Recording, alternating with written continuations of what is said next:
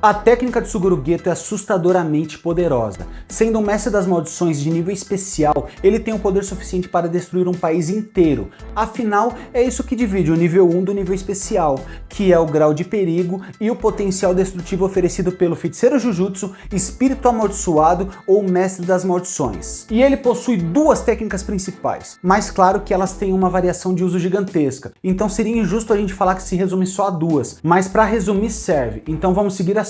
Manipulação de espíritos amaldiçoados. Basicamente, ele consegue controlar livremente todos os espíritos amaldiçoados que ele subjugou e absorveu, mas a parada não tem limite. Ele pode absorver quantos espíritos amaldiçoados ele quiser. E melhor, os feitiços utilizados por esses espíritos amaldiçoados não gastam a sua energia amaldiçoada. E uma das paradas mais interessantes é o processo de subjugar os espíritos amaldiçoados. Mas relaxa que isso daí eu já vou falar. Como diria Jack Stripador, vamos por parte. O que define a força e a vantagem de um manipulador de espírito amaldiçoado é a quantidade de espíritos absorvidos e a habilidade e força individual de cada um deles. Para você ter uma ideia, o Geto chegou a ter mais de 4.000 espíritos amaldiçoados absorvidos. E dentro de toda essa quantidade, duas habilidades se destacaram: voar e armazenar objetos. Claro que com certeza a gente não viu nem metade do que realmente ele é capaz e deve ter inúmeras habilidades escondidas. Ou tinha, né? Mas a sua técnica mais poderosa está diretamente ligada à quantidade dos espíritos amaldiçoados que existe em seu arsenal. Se liga só na técnica. Mas antes disso, uma informação importante. Toda vez que eu falar espíritos, vou estar falando exatamente de espíritos amaldiçoados, tá? Para não ficar muito repetitivo. Fechou?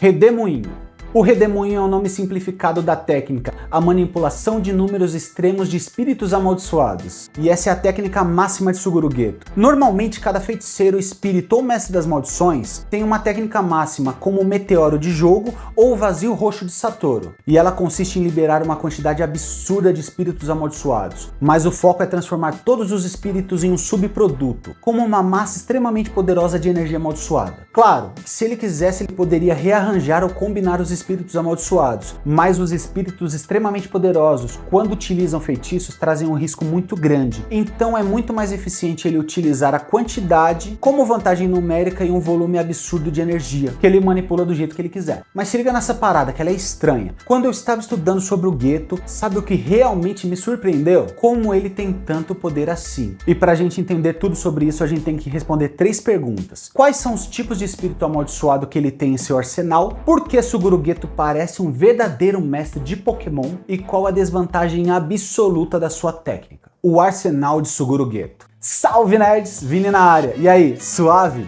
O melhor amigo de Satoru Gojo adquiriu um nível especial ainda como feiticeiro Jujutsu, por absorver uma quantidade absurda de espíritos amaldiçoados. Afinal, ele não tem um limite, ou um número pré-determinado, e todos os espíritos utilizam sua própria energia amaldiçoada, ou seja, após absorver quase não tem desvantagem nenhuma. Então pro Geto, quanto mais, melhor. E já aproveitando a deixa, a gente vai conhecer todos os tipos de espíritos amaldiçoados em Jujutsu Kaisen, pelo menos o que eu consegui identificar. Eu espero que você curta o meu resumo. E claro, eu vou ticando o que a gente identificou que o Geto tem e o que ele também não tem. E os tipos de espírito amaldiçoado são: espíritos que não pode utilizar feitiço. São todos os espíritos amaldiçoados abaixo do pré-1. Lembrando que o nível de classificação dos espíritos amaldiçoados e dos feiticeiros Jujutsu são do 4 a 1, do mais fraco para o mais forte. E quando o nível inferior está quase subindo, ele é classificado como pré. Se liga no exemplo, o nível 4 está crescendo o poder e está ficando mais forte, e ele está quase chegando próximo do nível 3, então ele é classificado como pré 3.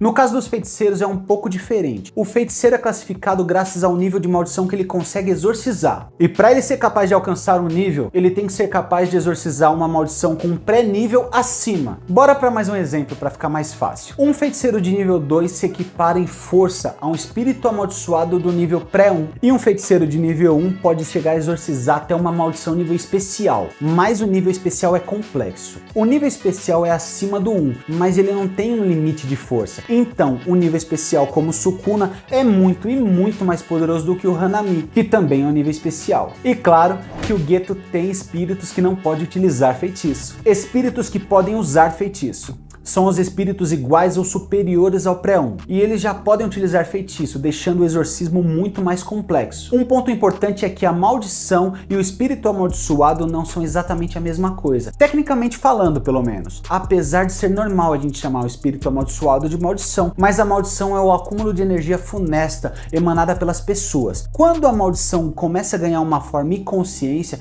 aí sim ela é chamada de espírito amaldiçoado. Mas como eu falei, isso daí não importa, e chamar de maldição também, ó, não tá errado. E quanto maior o nível de força do espírito, mais inteligente e consciente ele é. Um exemplo disso é a fala. Só espíritos extremamente poderosos podem falar. E claro que Geto tem espíritos que podem usar feitiço. Espírito amaldiçoado não especificado. Na obra existem vários espíritos amaldiçoados, que não foram exatamente especificados, mas lembrando que todo sentimento negativo que a humanidade tem em comum com algo, vivo ou não, como oceanos, os insetos, a natureza, os vulcões, ou até mesmo com os próprios humanos. Isso tem o potencial de criar um espírito amaldiçoado poderoso, como vimos com Hanami, que é a manifestação do espírito da natureza. No caso do Hanami, é até mais amplo, e é difícil de ser chamado simplesmente de espírito amaldiçoado, e pode gerar também um excelente vídeo de curiosidade. Ou como no caso do Mahito, que é a energia amaldiçoada gerada pela perversidade da humanidade. E até mesmo o pior, que é o Kuroruchi, que é uma maldição nível especial que nasceu do ódio e medo que a gente tem contra as baratas. E claro, o Geto tem espíritos amaldiçoados não especificados. Espírito rancoroso. A maldição que se apega a uma pessoa específica, que quer proteger ela ou não,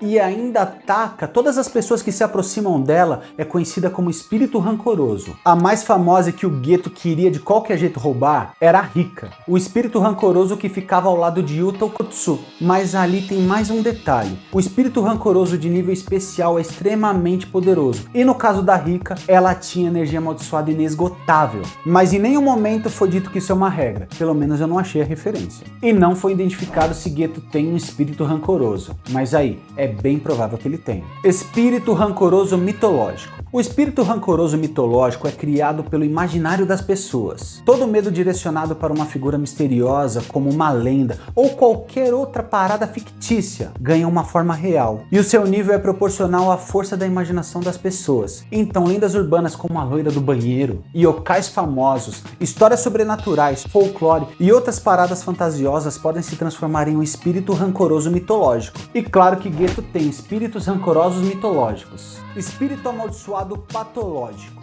Este para mim é um dos mais interessantes. Como o próprio nome diz, a palavra patologia significa doença. Então toda e qualquer doença que ficou famosa, que gerou um grande caos na humanidade e muito medo, pode virar sim um espírito amaldiçoado, como a gente viu com a varíola, que foi uma doença que gerou muita dor e sofrimento. O Gegeko Tami pode inventar até mesmo o coronavírus. Só não sei se a gente queria ver isso mais uma vez, né? E claro que o Geto tem espírito amaldiçoado patológico. E agora um que não entra exatamente nos tipos de maldição que o Geto possui, eu acho pelo menos, mas que a gente precisa falar é encarnação. Encarnação é um dos mais simples. É basicamente um objeto amaldiçoado que toma o controle de um receptáculo, normalmente o corpo humano. Após a encarnação, quanto mais humano ele se parecer, mais poderosa é a maldição. E podemos ver isso comparando a força de Chojo, que tem uma aparência humana comum quando comparado com seus irmãos. Lembrando que eles fazem parte dos objetos amaldiçoados chamados fetos das 9 pinturas da morte. O Sukuna também é uma encarnação de um objeto amaldiçoado. Lembrando que cada objeto é classificado assim como maldições e feiticeiros, e o objeto nível especial não pode ser destruído. Isso pelo fato dele ter uma restrição, onde ele se torna completamente indestrutível pela condição de deixar sua vida suspensa e sem afetar os outros. Mas esses objetos precisam de selos para não deixar sua energia amaldiçoada atrair outras maldições. E foi graças a isso que toda a história do Itadori em Jujutsu Kaisen começou. Ou será que não? Mas tudo isso aí só aumenta um grande mistério, que é como o Geto conseguiu tantas maldições especiais e mitológicas? E a resposta tem a ver com Pokémon. Bora ver? Suguru Geto parece um verdadeiro mestre Pokémon. Após Suguru Geto ter se transformado em mestre das maldições, ele virou o líder de uma seita religiosa, onde pessoas iam com enfermidades até ele e misteriosamente ele as curava. Mas a verdade é que ele simplesmente absorvia as maldições das pessoas. Mas antes mesmo disso, quando ele era um feiticeiro Jujutsu...